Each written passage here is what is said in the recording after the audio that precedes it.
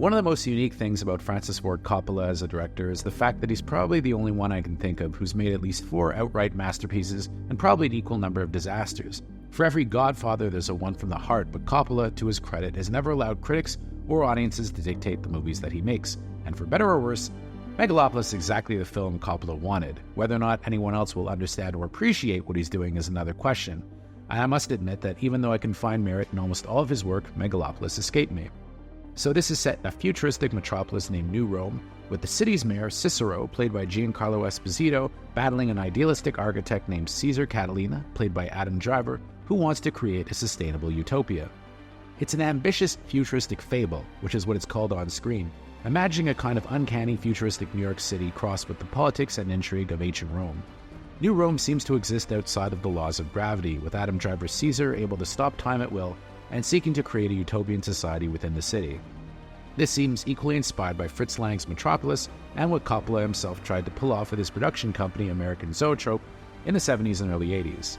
Watching Megalopolis, it wasn't hard to see the thematic parallels between Driver, Caesar, and Coppola himself, especially if you know his work.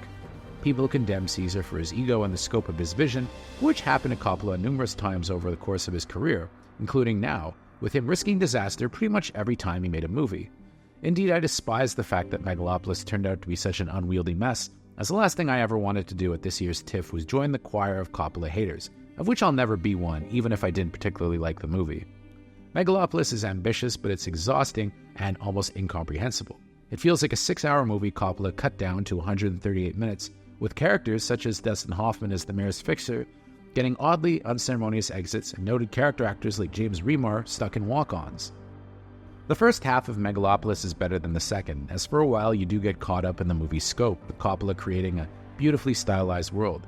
He invested a good chunk of his fortune in the movie, and he and DP Mihail Malamare Jr. have created a visual feast, especially on IMAX screens. However, the film's content is nearly incomprehensible, drowning in metaphors, montages, and camp performances that are embarrassing for those involved. Jon Voight, in particular, as the man bankrolling Caesar's vision, gets some howlers, particularly an unfortunate scene with a bow and arrow.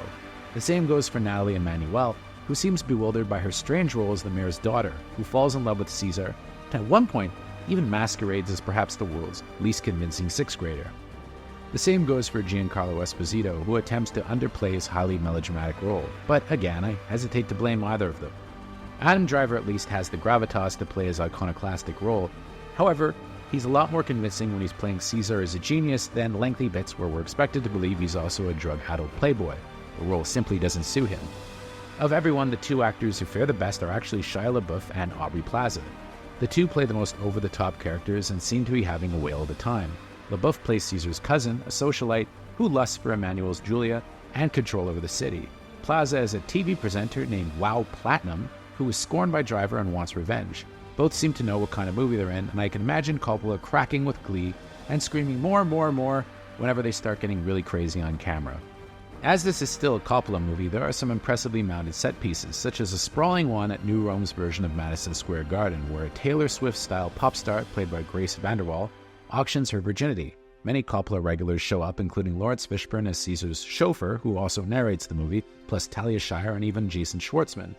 There's even a live theater component to the film, and I'm not joking, where at the screening I attended, an actor shows up in the theater to interact with Driver's character on screen. In the last 40 minutes, Megalopolis becomes a real disaster, in my opinion, with so much jam-packed into the movie's third act that it becomes almost impossible to keep up with it. It becomes nonsensical as it races towards its ending, and again, one can't fault Coppola for his ambition. He financed the movie with the money he earned, so he has every right to make exactly the movie he wanted to make, but it's hard to imagine this ever connecting with anyone other than hardcore Coppola devotees, or maybe connoisseurs of bad cinema. And I give this a very depressing 5 out of 10. Go. Francis Ford Coppola's Megalopolis.